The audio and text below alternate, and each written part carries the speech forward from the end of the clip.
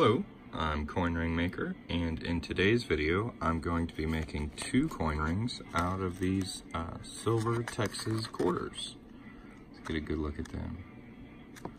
These are really nice coins, and they make really nice rings. They're so nice, I actually wear one myself. So the first thing we need to do is punch a hole in these quarters, and to do that I'm going to use this tool that's specifically for punching 1/2-inch holes in quarters, and you can find this on my recommended tool list at coinringmaker.com. Alright, let's go down to the floor and punch some holes.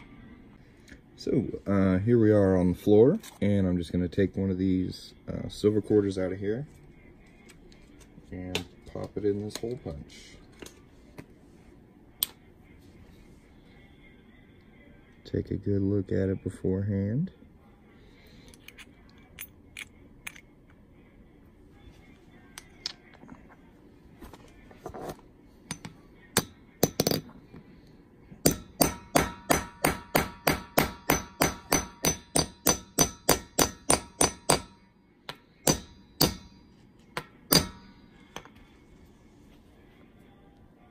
And there's the center punch. It's one of my favorite ones. I'm gonna go ahead and pop this out of here, and I'll show you how I do it on the second one. Alright, so we got the first quarter out of the punch. Here's what it looks like. And we're gonna go ahead and punch a hole in the second one real quick. Just take this out of here.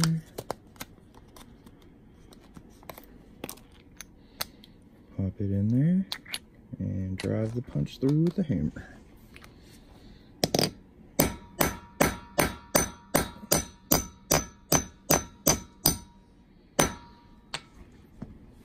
Just as easy as that. We got the center punch out, and now I'll show you how I remove this punch from this tool.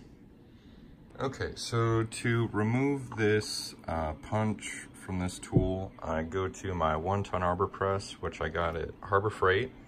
And let me just set this camera up real quick so you can see what I'm doing. And I'll just take a smaller punch and set this up on the arbor press so that the punch is able to fall through. So there's a hole underneath it. And I'll just line these up and push out this other punch. And this is the easiest way I found to do this. There we go. And most of the time I just tap the quarter out of here, but with the silver quarters, they're just a little bit bigger, so I actually have to take this punch, the 1/2-inch one, and slowly push them out to the end of the tool, like that. You can see it's starting to come out a little bit. We can push this punch back out with a smaller one. And you want to be real careful while you're doing this. You can mess up your coin. And then you take your smaller punch with the side that isn't the cutting side. See, this is the cut side. You want to take the other side and just push this coin out like that. See how I did that? And you can just work around the edge until it comes out of there. That way you can get your coin out without really damaging it too much. Alright, so now we've got our 2 silver quarters with holes punched in them. And the next step is going to be to deburr this inside cut edge, because it's actually quite sharp. You can feel it to the touch how sharp it is. And we're just going to smooth that out with a deburring tool. And I'll show you how I do that right now. Okay, so I've got a little setup going over here. I've got a tray to catch the silver that's going to come off the coins as I deburr them. We got my deburring tool. I've got a sheet of paper under the tray just in case I miss some. And then I've got my coins. And I've tried to film this step at like 100 different angles, and I always end up blocking it with my hand. So I'm trying a little different angle today, and hopefully that will let you see what I'm doing. But basically we're going to start with the sharper edge on this Texas quarter. Let's see here. And what I'm going to do is I'm just going to run this deburring tool against that edge and use this curved part of it to cut away that sharper part of the coin.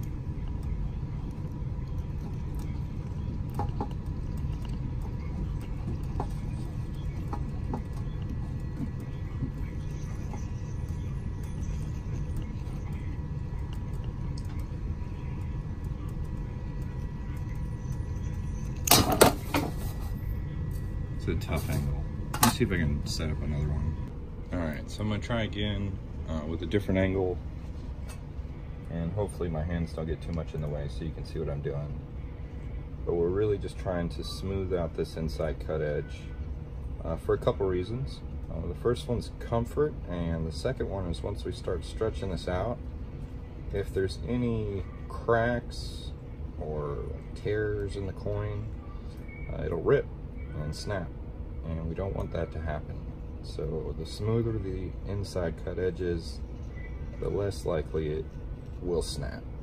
You can also anneal silver, which will make it softer, but these coin rings are just going to be about size 8. One size 8 and the other one's going to be 8.5, so I may not have to anneal them to get them up to size.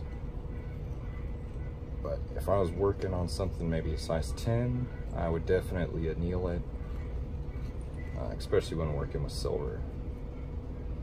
So I got this one nice and smooth, and we're just going to do this other one real quick.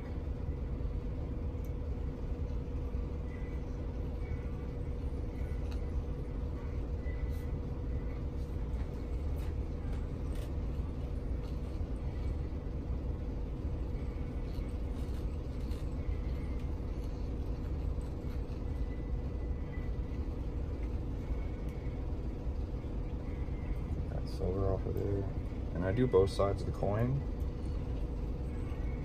so that the inside edge is kind of a rounded curve shape once I get done.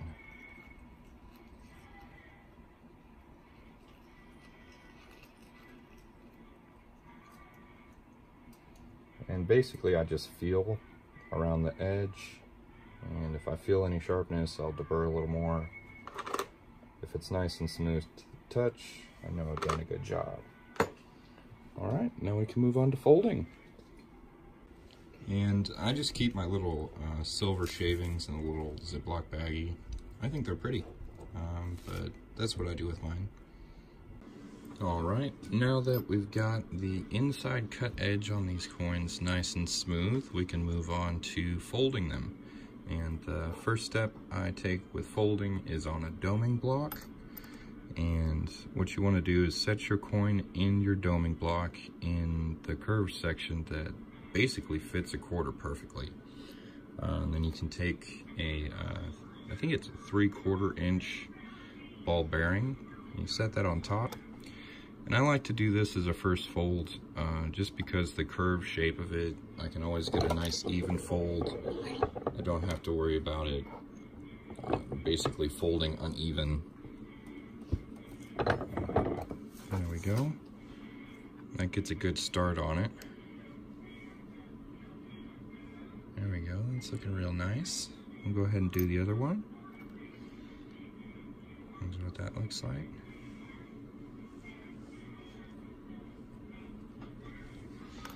Set that in there. Make sure it's nice and even.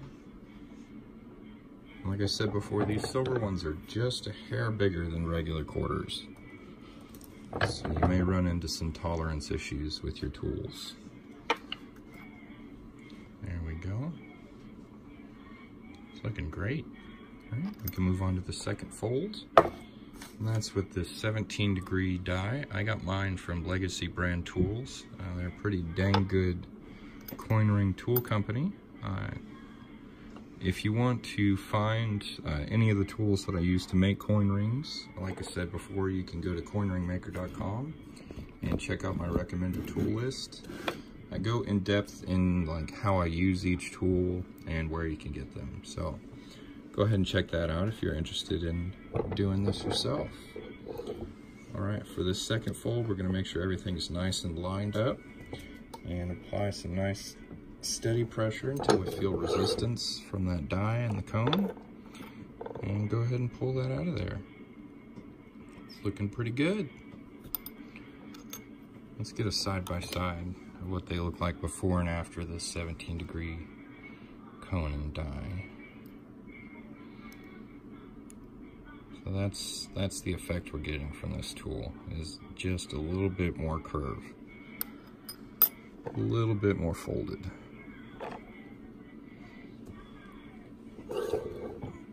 Put that cone back in there.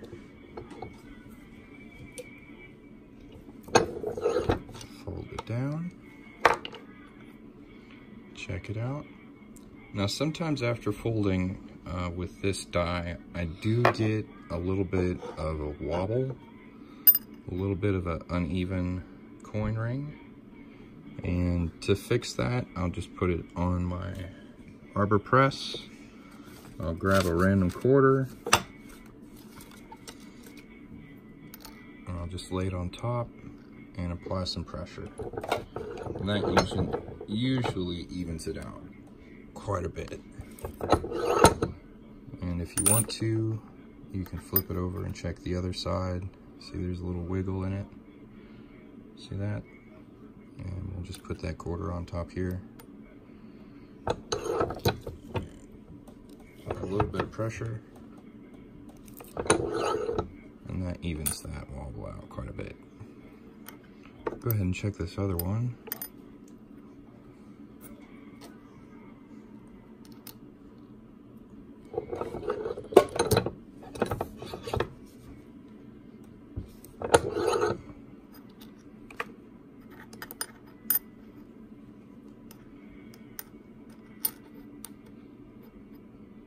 Get it nice and flat and even. And then we can go to our next step, which is going to be well, I like to sand down this cut edge a little bit with a nail filing block, and I just use the lowest grade, like sandpaper, real fine stuff. And I'll just sand down this cut edge before I stretch my rings out, just to make sure there's no like micro cracks and it won't split while I start stretching it. This doesn't take very long, but it could definitely prevent quite a bit of headache down the road. So we got this one nice and smooth. I'll just clean it up with a jewelry rag a little bit. Get whatever I sanded off of there. And then here's the second one. See, it's a little rough. It's not too bad, but we'll just smooth it out real quick.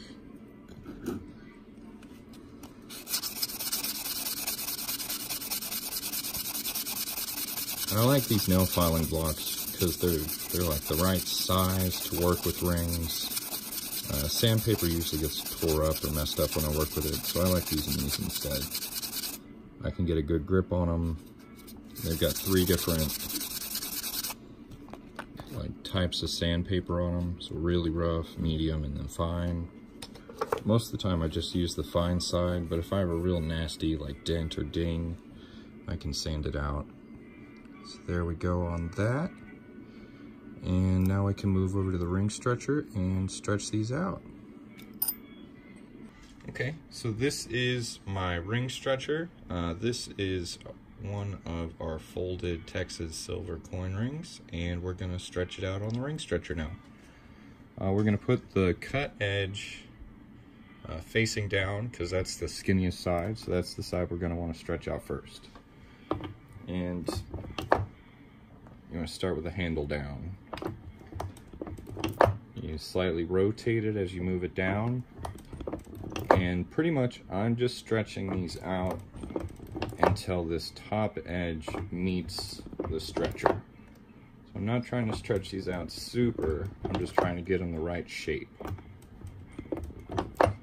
Slowly work it down here. And rotating it, make sure that it gets stretched evenly across the band, and you can see how it's come down. Got much more of a ring shape now. We're not quite done with this one, but we can stretch out this other one now.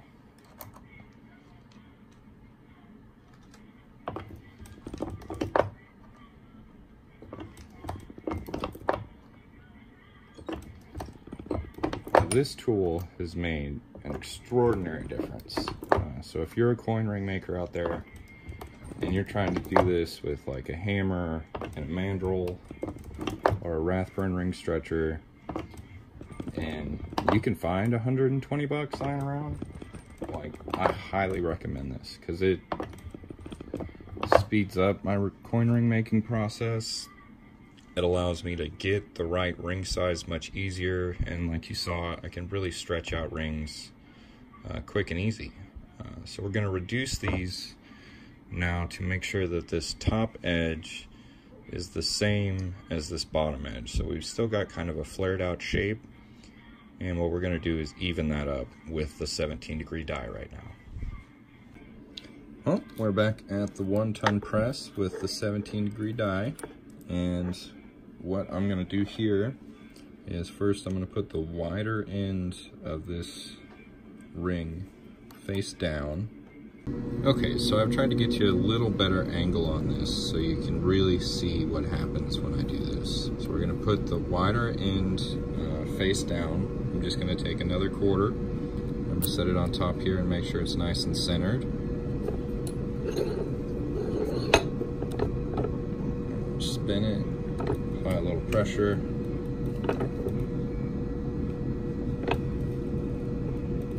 There we go. Now you can see that top edge has been brought in quite a bit, but that cut edge is a little flared out, just a little, just a hair.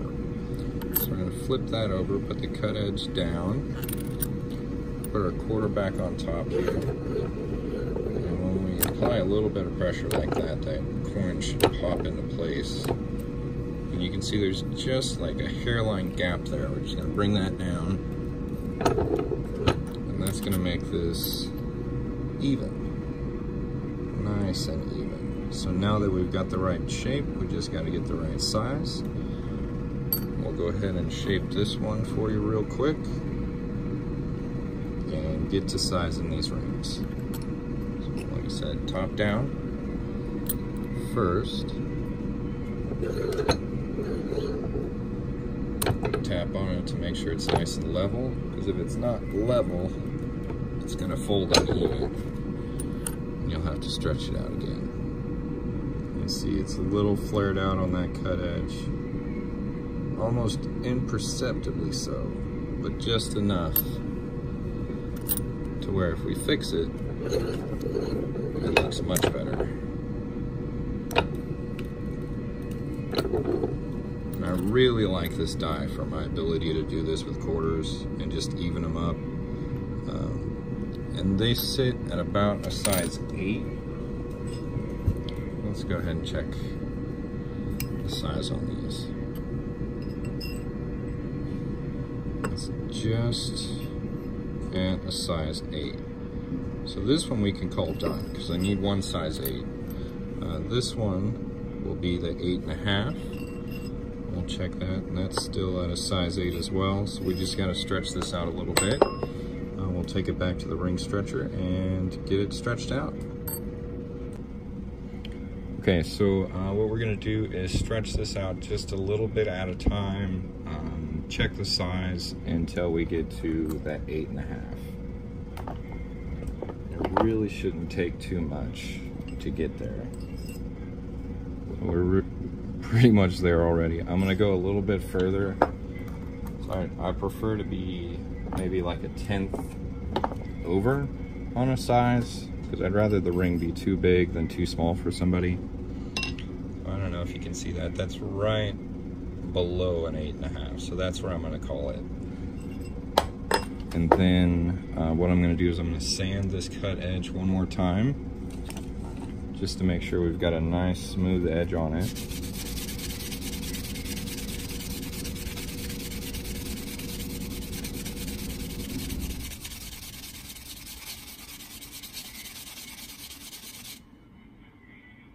Awesome. I'll do this one as well.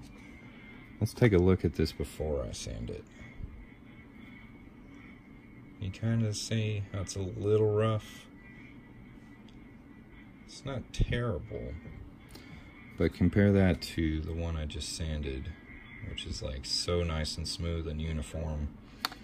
It just looks a lot better. I think it's more comfortable too.